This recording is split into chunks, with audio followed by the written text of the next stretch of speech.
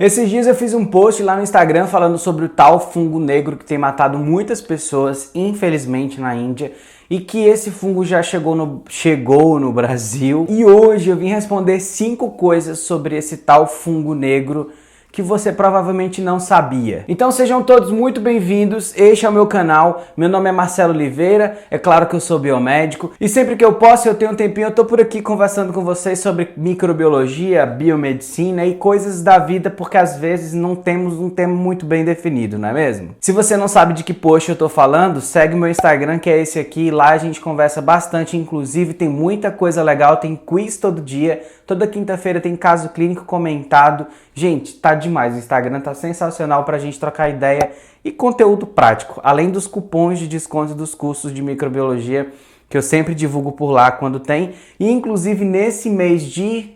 que mês que a gente tá? Junho. Tem um evento que vai ser feito aqui no YouTube, um evento online gratuito sobre raciocínio lógico em microbiologia, em bacteriologia, na verdade. Então, se você quiser se inscrever nesse evento, o link tá aqui embaixo. Agora, pega o seu jaleco e vem comigo que a gente vai falar 5 coisas que você não sabe sobre esse tal fungo negro que tem matado muita gente. A primeira coisa que provavelmente você não sabia ou talvez não tenha se tocado é que nós estamos vivendo, basicamente pela primeira vez na história da medicina moderna, 2 grandes pandemias ao mesmo tempo. A primeira começou há mais de 40 anos atrás, aproximadamente 40 anos atrás, com o início, com a introdução do vírus da imunodeficiência humana adquirida no Brasil e no mundo, na verdade, né? No mundo e depois no Brasil, no início dos anos 80, com os primeiros casos. Sim, eu tô falando do HIV, do vírus causador da AIDS, ou SIDA, né? Como nós chamamos aqui no Brasil. E essa é a primeira grande pandemia que nós vivemos, eu digo nós, pessoas que nasceram entre os anos 80 e os anos 90, que convive com isso durante todos os dias, porque muitas pessoas têm HIV e a gente convive muito bem com elas sem problema absolutamente algum. Mas desde 2019, no finalzinho do ano mais especificamente, a gente teve o primeiro pontapé para a segunda pandemia que nós vivemos e hoje vivemos concomitantemente 2 pandemias.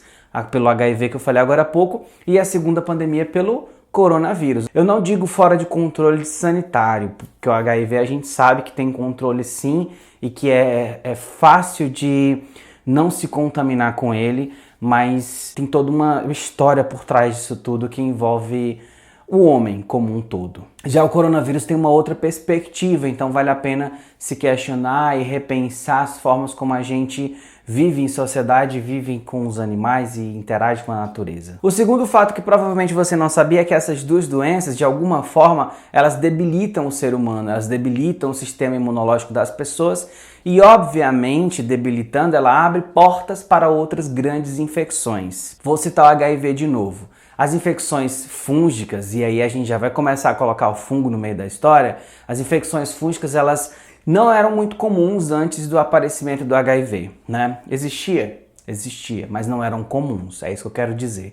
Por quê? Porque com a debilidade do sistema imunológico, você tem o aparecimento de infecções, como por exemplo infecções por cândida, infecções por criptococos, infecções por fungos que naturalmente estão no meio ambiente, como o próprio aspergillus, por exemplo, mas que por debilidade imunológica a gente acaba adquirindo esses fungos e eles causando infecções na gente. E o terceiro ponto nessa história é que o fungo que causa a doença do fungo negro, ou a zigomicose, como é o nome científico dela, zigomicose porque vem de uma ordem, de uma estrutura de fungos chamados zigomicetos, tá? Mas a gente tem também um outro nome chamado mucormicose, por conta de uma característica de algumas espécies de fungos que causam essa mesma doença. E parte desse terceiro ponto da curiosidade é que esse fungo ele vive na natureza, ele está nas plantas, no chão, quando você pisa, anda no solo que levanta poeira, esse fungo está ali.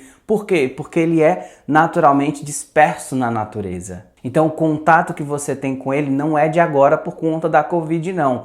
Muito provavelmente você já teve contato com ele e inclusive já até comeu esse fungo. E eu não tô falando do cogumelo, daqueles trem que a gente compra para pôr no arroz, não, tô falando disso não. Eu tô falando daquele pão, por exemplo, que tava com mofo e que você vai buscar na sua memória agora e vai perceber que o mofo era escuro. Eita fé, e agora? Então, aquele mofo que você tirou do pão e jogou fora e comeu o restinho do pão, ou mamão, ou qualquer outra coisa, aquilo ali provavelmente era esse fungo. E você nem sabia e já teve contato com ele. A grande boa notícia é que você não vai morrer por causa disso. Além de umas micotoxinas, né, que você consumiu, tudo bem, até que tá tudo bem, mas faz mal. Só que pela sua imunidade boa, você não adquiriu nenhum grande problema de saúde. E para finalizar essa quarta curiosidade, eu gostaria que você soubesse que esse mesmo fungo que está causando essa grande doença é o que você come quando você tira o restinho do pão, aquele mofo do pão.